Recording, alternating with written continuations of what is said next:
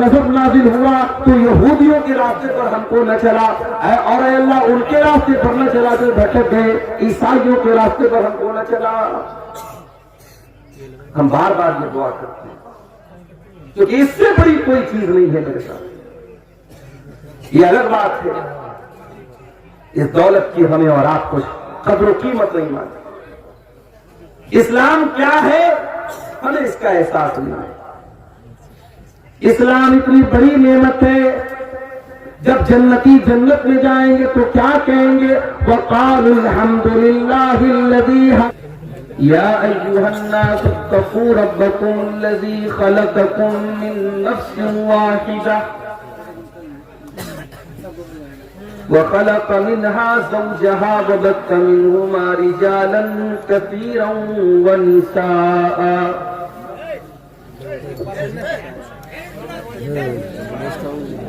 वत्तक़ुल्लाहल्लज़ी तसाअलून बिही वल अरहाम इन्नल्लाह कान अलैकुम रक़ीबा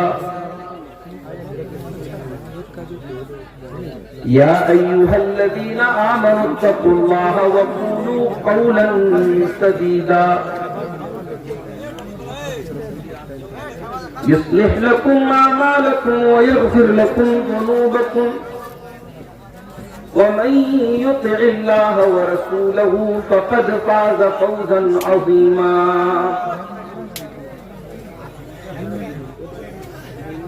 अम्मा बाद फ़इन्न ख़ैरल हदीस किताबुल्लाह व ख़ैरल हदी हदी मुहम्मदिन सल्लल्लाहु अलैहि वसल्लम व शर्रल उमूरि मुहदसातुहा व कुल्लु मुहदसतिन बिदअह व कुल्लु बिदअतिन ज़लालह व कुल्लु ज़लालतिन फिन्नार।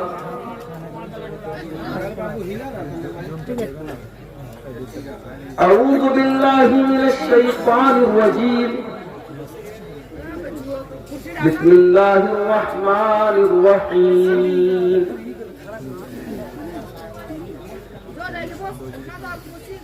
इन्नद-दीन इंदल्लाहिल इस्लाम। व क़ाल तआला फ़ी मक़ामिन आख़र इन्नहुम इन यज़हरू अलैकुम यरजुमूकुम औ युईदूकुम फ़ी मिल्लतिहिम वलन तुफ़्लिहू इज़न अबदा।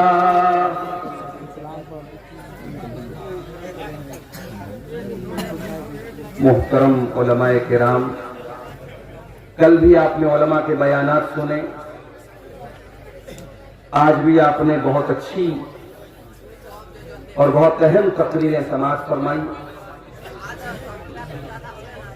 उत्तर प्रदेश की सरजमीन से शेख मेराज सलफी साहब तशरीफ लाए थे, उनका खिताब आपने सुना। झारखंड की सरजमीन के दो नौजवान खुतबा शेख इमामुल इस्लाम असरी और शेख परवेज अब्दुल कबीर सफावी का खिताब भी अभी आपने मुझसे पहले समाअत किया।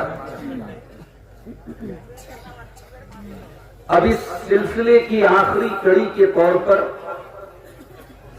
मैं आपके सामने हाजिर हुआ। मेरे भाइयों, अल्लाह रब्बुल आलमीन का जितना भी हम शुक्र अदा करें कम है कि उसने हमें और आपको मुसलमान बनाया। अल्लाह की सबसे अजीम नेमत, सबसे बड़ी नेमत अगर कोई है तो वो हिदायत की नेमत है। अल्लाह ने हमें और आपको हिदायत की नेमत से नवाजा। इसी मुल्क में करोड़ों लोग ऐसे हैं जो अल्लाह के अलावा किसी नदी की, किसी पेड़ की, किसी जानवर की, धरती की, आसमान की, कुत्ते की, सूअर की, यहां तक कि शर्मगाह तक की इबादत करते हैं। बहुत दूर नहीं, आपके झारखंड और बिहार से सटा हुआ एक स्टेट है आसाम का इलाका। आसाम में कामाख्या नाम का एक हमारे गैर मुस्लिम भाइयों का इबादत खाना है, उनका पूजा स्थल है, और वहां बाकायदा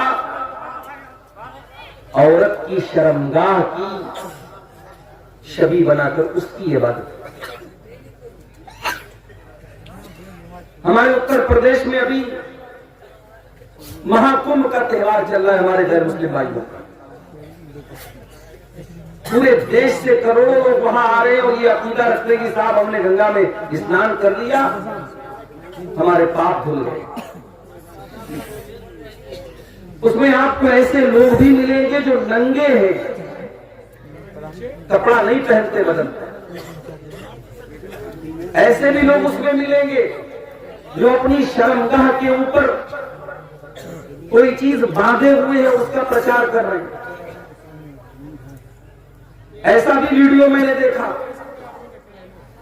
कि औरत आई और एक बाबा नंगे हैं, सर से पैर तक बिल्कुल नंगे, बदन पर एक कपड़ा नहीं। औरत आई, उनके आगे सजदा किया और उनकी शर्मगाह को छू करके आशीर्वाद किया। आप देख करके सोचते होंगे यार ये शायद आपको हंसी आ जाती होगी, मगर ये हंसने का मकाम नहीं है, ये रोने का मकाम है मेरे साथ।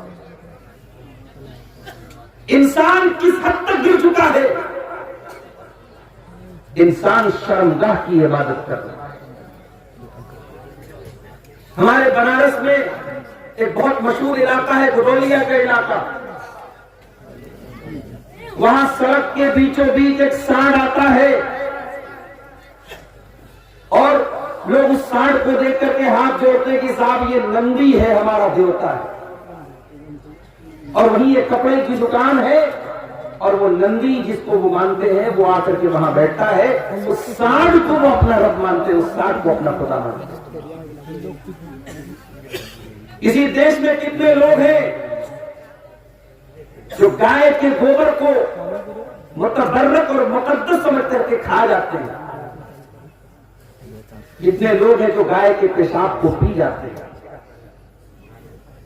ये सारे मनाजिर देख करके हमारे दिल से तो बस एक ही आवाज निकलती है, या अल्लाह तेरा शुक्र है, तेरा करम है, तेरी कृपा है, तेरी इनायत है, तेरी मेहरबानी है कि तूने हमें इस्लाम जैसी नेमत से नवाजा है। दुनिया में हमारे पास कुछ न हो, रहने को अच्छा मकान नहीं, पहनने को अच्छा कपड़ा नहीं, खाने को ढंग का अनाज नहीं, लेकिन अगर ये दौलत हमारे पास है तो हमसे बड़ा दौलतमंद कोई नहीं। कल अल्लाह की बारगाह में अल्लाह पूछेगा मेरे बंदे तू क्या लाया? हम कहेंगे अल्लाह हमारे पास ज्यादा नेकियां तो नहीं थी, बहुत ज्यादा रोजा नमाज करने वाले, बहुत ज्यादा मुत्तकी लोग तो हम नहीं है। अरे अल्लाह बहुत ज्यादा परहेजगार और मुत्तकी हम लोग नहीं है। अल्लाह पूछेगा मेरे बंदे तू क्या लाया? हम कहेंगे अल्लाह ज्यादा रोजा नमाज तो हमारे पास नहीं है, ज्यादा तकवा तो नहीं है, ज्यादा दीनदारी तो नहीं है, लेकिन अल्लाह ये पेशानी अगर झुकी है तो तेरी बारगाह में झुकी है, तेरी तौहीद लेकर के आए हैं। अरे अल्लाह तेरी तौहीद के साथ कभी हमने कोई समझौता नहीं किया। कम से कम ये तो कहने का हमारे पास एक सहारा होगा कि अल्लाह हम तौहीद लेकर के आए। और ऐ मुसलमानों कान खोल करके सुन लो, तुम्हारे पास अगर तौहीद की दौलत है तो इससे बड़ी कोई दौलत नहीं है। दुनिया की सारी दौलतें इस दौलत के आगे बेकार हैं। अल्लाह की बारगाह में जमीन भर के सोना भी अगर कोई लेके आ जाए और तौहीद न लेकर के आए वो अल्लाह के अजाब से नहीं बच सकता। अल्लाह फरमाता है इन्नल्लज़ीना कफ़रू व मातू व हुम कुफ़्फ़ारुन फलन युक़बल मिन अहदिहिम मिल्उल अर्ज़ि ज़हबा। जिसका इंतकाल कुफ्र की हालत में हो गया, जो तौहीद के बगैर दुनिया से चला गया, जिसके पास सब कुछ है तौहीद नहीं है और उसी हाल में उसका इंतकाल हो गया, अल्लाह फरमाता है कल क़यामत के दिन वो जमीन भर के सोना भी अगर लेके आ जाए, अल्लाह के यहाँ उसका जमीन भर के सोना भी कबूल नहीं किया जाएगा। उसका जमीन भर के सोना भी उसको जहन्नम की आग से नहीं बचा पाएगा। ऐ मुसलमानों, हम बहुत गरीब है, बहुत कमजोर है, बहुत लुटे पिटे हैं, लेकिन अगर तौहीद को बचा के लेके चले गए तो इससे बड़ी कोई कामयाबी नहीं है। इसीलिए अल्लाह कुरान में बार बार हमें तौहीद की हिफाजत करने का हुक्म देता है। कहीं फरमाता है वला तमूतुन्ना इल्ला व अंतुम मुस्लिमून, ऐ मुसलमानों तुम्हें मौत न आए मगर इस्लाम की हालत में। तुम मरना तो इस्लाम को लेके जाना, तुम्हें मौत आए तो तौहीद को लेके अल्लाह के पास जाना। 5 टाइम की नमाज हम पढ़ते हैं, नमाज की हर रकात में सूरह फातिहा पढ़ते हैं। सूरतुल फातिहा के अंदर हम बार बार अल्लाह ताला से दुआ मांगते हैं इहदिनस सिरातल मुस्तकीम, आय अल्लाह तू सिरात मुस्तकीम पर हमको चला, तो इस्लाम के ऊपर हमको चला, अपने सच्चे दीन पर तू हमको चला। सिरातल लज़ीना अनअमता अलैहिम, आय अल्लाह तू उनके रास्ते पर चला जिनके ऊपर तेरा इनाम हुआ, जिनके ऊपर तेरा करम हुआ। आय अल्लाह तू नबियों के रास्ते पे चला, तू सिद्दीकीन के रास्ते पे चला, तू शुहदा के रास्ते पे चला, तू सालिहीन के रास्ते पर चला। गैरिल मग़दूबि अलैहिम वलद्दाल्लीन, आय अल्लाह उनके रास्ते पर न चला जिनके ऊपर तेरा गज़ब नाज़िल हुआ, तो यहूदियों के रास्ते पर हमको न चला, और आय अल्लाह उनके रास्ते पर न चला जो भटक गए, ईसाइयों के रास्ते पर हमको न चला। हम बार बार ये दुआ करते हैं क्योंकि इससे बड़ी कोई चीज नहीं है मेरे साथ। ये अलग बात है, इस दौलत की हमें और आपको कदर कीमत नहीं मालूम। इस्लाम क्या है हमें इसका एहसास नहीं है। इस्लाम इतनी बड़ी नेमत है, जब जन्नती जन्नत में जाएंगे तो क्या कहेंगे, वक़ालुल हम्दुलिल्लाहिल्लज़ी हदाना लिहाज़ा। जन्नती जन्नत में जाने के बाद कहेंगे अल्लाह तेरा करम है, तेरा शुक्र है, तूने तौहीद की हिदायत की नेमत से हमको नवाजा। वमा कुन्ना लिनहतदिया लौला अन हदानल्लाह, आय अल्लाह अगर तू हमको हिदायत न देता तो हम हिदायत पाने वाले न होते। भाई अब्दुल गफ्फार साहब को क्या पता था कि मैं मुसलमान के घर में पैदा हो जाता। ये तो अल्लाह ताला ने मेरी किस्मत संवारी कि मैं मुसलमान के घर में पैदा हुआ। किसी मुशरिक के घर पैदा होता तो किसी गाय को देखता कि मैं भी हाथ जोड़ रहा होता, किसी गाय का पेशाब मैं भी पी रहा होता। तो अल्लाह अगर हमें हिदायत न देता तो हम हिदायत नहीं पा सकते थे मेरे प्यारे। और अल्लाह जब चाहे जिसको चाहे हिदायत दे सकता है। हमारे उत्तर प्रदेश में एक शहर है आजमगढ़। आजमगढ़ में एक नौजवान लड़का जिसका नाम बाके राम था, गैर मुस्लिम घराने से उसका ताल्लुक था। उस लड़के के मन के अंदर जिज्ञासा पैदा हुई, ख्वाहिश पैदा हुई, इस्लाम का मुताला करने की। पढ़ा लिखा नौजवान था, उसने इस्लाम का मुताला किया, इस्लाम की स्टडी की, कुरान को पढ़ा, नबी की सीरत को पढ़ा, नबी की जिंदगी को पढ़ा। एक मौलवी साहब से मिला, मौलवी साहब मैं इस्लाम को स्वीकार करना चाहता हूं, क्या करना पड़ेगा? मौलवी साहब ने कहा जाओ गुस्ल करके आओ। गुस्ल करके आया, पाक साफ हो करके आया। मौलवी साहब ने कहा चलो कलमा पढ़ो, अशहदु अल्ला इलाहा इल्लल्लाह, मैं गवाही देता हूँ अल्लाह के सिवा कोई इबादत के लायक नहीं है, व अशहदु अन्ना मुहम्मदन अब्दुहु व रसूलुहु, और मैं गवाही देता हूँ कि मोहम्मद सल्लल्लाहु अलैहि वसल्लम अल्लाह के बंदे हैं, अल्लाह के रसूल हैं। वो लड़का मुसलमान हो गया। मौलवी साहब ने कहा क्या चाहते हो?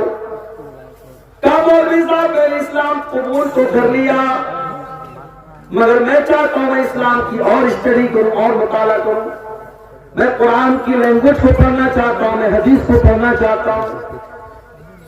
मौलवी साहब ने कहा बहुत मेहनत करना पड़ेगा। कि मैं मेहनत करने को तैयार हूं। उस लड़के ने उत्तर प्रदेश से 2000 किलोमीटर दूर तमिलनाडु का सफर किया और तमिलनाडु के इलाके उमराबाद में जमात-ए हदीस का एक बहुत बड़ा इदारा जिसका नाम जामिया दारुस्सलाम उमराबाद है, वहां जाकर के उसने एडमिशन लिया। उस लड़के ने 10 साल तक उस इदारे में तालीम हासिल की और वहां से पूरा आलिम बनकर के कुरान हदीस का जानकार बनकर के निकला। उसके नंबर इतने अच्छे आए, उसके मार्क्स इतने अच्छे आए, उसका एडमिशन मदीना यूनिवर्सिटी के अंदर हो गया। मदीना के अंदर उसने एडमिशन लिया। इल्म हदीस की फैकल्टी में उसका शौक था नबी की हदीसों को पढ़ने का। उसने हदीस की फैकल्टी में एडमिशन लिया और इल्म हदीस में पहले उसने बीए किया, फिर एमए किया, फिर पीएचडी किया। इतना पढ़ लिख करके वो इंसान खामोश नहीं बैठा। उसके मन में एक और जज्बा पैदा हुआ कि मैं अपने नबी की तमाम सही हदीसों को इकट्ठा कर लूं। उसने अपने नबी की तमाम सही हदीसें जो अलग अलग किताबों में पाई जाती है सबको इकट्ठा किया और 12 जिल्दों में उसने 12 मोटे मोटे वॉल्यूम्स में उसने किताब लिखी और किताब का नाम उसने लिखा अल जामे अस-सही। और दुनिया उस इंसान को डॉक्टर ज़ियाउर रहमान आज़मी के नाम से जानती है। नहीं जानते थे उस लड़के के माँ बाप को भी शायद पता नहीं था कि हमारा ये लड़का मुसलमान होगा और अपने दौर का इतना बड़ा आलिम था। मेरे प्यारे साथियों, हिदायत अल्लाह के हाथ में है, हिदायत आलिम के हाथ में भी नहीं है। आलिम रास्ता बता सकता है, आलिम तबलीग कर सकता है, आलिम आपको सही रास्ता बता सकता है, मगर आपको हिदायत देना अल्लाह के इख्तियार में है। अल्लाह अपने नबी से कुरान में कहता है इन्नका ला तहदी मन अहबब्ता वलाकिन्नल्लाह यहदी मन यशा। ऐ मेरे नबी, आप जिसको चाहे उसको हिदायत नहीं दे सकते। हिदायत तो अल्लाह के हाथ में, अल्लाह जिसको चाहता हिदायत देता है। नबी के चचा अबू तालिब बहुत प्यार करते थे। हर मुश्किल मौके पर नबी के साथ देते हैं। जब अबू तालिब के इंतकाल का टाइम आता है, अल्लाह के नबी चाहते मेरे चचा कलमा पढ़ रहे हैं। ओ लोगों, कितने खुश नसीब है वो लोग जिनके माँ बाप मुसलमान हैं। माँ के मरने के बाद कम से कम दुआ तो कर सकते हो, अल्लाह मेरी माँ की बख्शिश कर दे। जरा तो इब्राहिम अलैहिस्सलाम के कलेजे से जाके पूछे, वो अपने बाप के लिए मग़फ़िरत की दुआ भी नहीं कर सकते। हमारे प्यारे नबी अपनी माँ की मग़फ़िरत की दुआ नहीं कर सकते थे। हमारे नबी ने अपनी माँ की मग़फ़िरत की दुआ की इजाजत मांगी, अल्लाह ने कहा कि नहीं, इजाजत नहीं।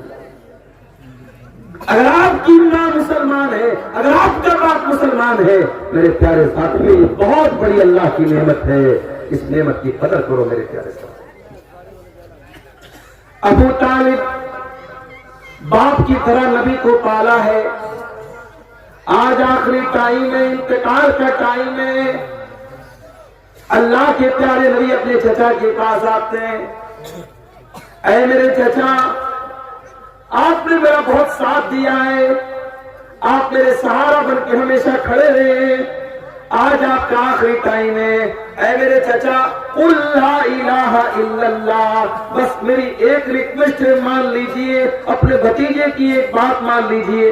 ऐ चचा, ला इलाहा इल्लल्लाह पढ़ दीजिए। ऐ चचा, इस कलमे के जरिए मैं अल्लाह ताला के यहाँ आपके हक में लड़ाई लड़ूंगा और आप जन्नत में जाएंगे। बस ये कलमा पढ़ के आप दुनिया से चले जाइए। अबू तालिब सोच में पड़ गए, क्या करूं, भतीजा इतना बोल रहा है, पढ़ दूं, क्या करूं। वहीं पर अबू जहल बैठा था। वहीं पर अब्दुल्ला बिन उमैया बैठा था। उसने कहा, अबू तालिब खबरदार, मरने का टाइम है, जिंदगी में अपने बाप दादा के तरीके को फॉलो करते रहे, मरने के टाइम कहीं बाप दादा से बगावत मत कर देना। आए अबू तालिब, अपने बाप दादा का तरीका न छोड़ के चले जाना, अपने बाप दादा के नाम पे कलंक मत लगने देना, अपने भतीजे की बात मत मानना, जो तेरे बाप दादा का धर्म है उसी धर्म पर कायम रहना। अबू तालिब ने कलमा नहीं पढ़ा। आखिरी जुमला जो अबू तालिब की जुबान से निकला, बुखारी और मुस्लिम की रिवायत है, अबू तालिब ये कह करके दुनिया से गए, अला मिल्लत अब्दुल मुत्तलिब, मैं अपने बाप अब्दुल मुत्तलिब के मजहब पर दुनिया से जा रहा हूं। इसीलिए उलमा कहते हैं कि सोहबत का बड़ा असर होता है। अगर अबू तालिब के पास वो अबू जहल न बैठा होता, अब्दुल्ला बिन उमैया न बैठा होता, तो शायद अबू तालिब कलमा पढ़ लेते। मगर बुरी संगत और बुरे लोगों के साथ आप उठेंगे बैठेंगे तो उसका असर तो जरूर पड़ेगा। हमारी बहुत सारी मुसलमान लड़कियां कॉलेजों में पढ़ती हैं और वो कॉलेज गर्ल्स कॉलेज होता है, वहां लड़के नहीं पढ़ते, सिर्फ लड़कियां पढ़ती हैं। माँ बाप तो बड़े खुश हैं, चलो आज के दौर में हमारी लड़की कोई एजुकेशन में नहीं पढ़ रही है, लड़का लड़की साथ में पढ़ते तो बवाल होता, चलो लड़कियों के कॉलेज में पढ़ रही, हमारी लड़की सेफ है। माफ कीजिए, आपकी लड़की सेफ नहीं है। आपकी लड़की जिन लड़कियों के साथ पढ़ती है, आप तो बड़े दीनदार हैं, आप तो इस्लाम को फॉलो करने वाले हैं, लेकिन आपकी लड़की जिस कॉलेज में पढ़ती है वहां बहुत सारी ऐसी लड़कियां हैं जिनके 10-10 बॉयफ्रेंड हैं, जो रात रात भर लड़कियों से चैटिंग करती हैं, जो जिना करती हैं, जो बदकारी करती हैं। और आपकी लड़की जब ऐसी लड़कियों के साथ पढ़ेगी तो उनका असर आपकी बेटी के ऊपर भी पड़ेगा। सोहबत का असर पड़ता है मेरे प्यारे। अबू तालिब के ऊपर सोहबत का असर पड़ा, कलमा नहीं पढ़ सके, इंतकाल हो गया और कुरान की आयत नाज़िल हो गई, इन्नका ला तहदी मन अहबब्ता वलाकिन्नल्लाह यहदी मन यशा। ऐ मेरे नबी, आप जिसको चाहे उसको हिदायत नहीं मिलेगी, अल्लाह जिसको चाहेगा उसको हिदायत मिलेगी। हिदायत हमारे हाथ में नहीं है मेरे प्यारे साथी। इसीलिए शायर कहता है, अबू तालिब के किस्से ने हकीकत खोल कर रख दी, न हो आंखें तो घर की रोशनी से कुछ नहीं होता। अगर आपकी आंखों में रोशनी ही नहीं है, आपके घर में बड़े बड़े बल्ब लगा दिए जाए, बड़े बड़े मरकरी लगा दी जाए, बड़े बड़े ट्यूबलाइट लगा दिए जाए, अगर आपकी आंखों में रोशनी ही नहीं है तो लाइट का क्या फायदा है। मेरे प्यारे साथियों, अबू तालिब नबी के चचा होने के बावजूद, नबी के गार्जियन होने के बावजूद कलमा नहीं पढ़ पाए।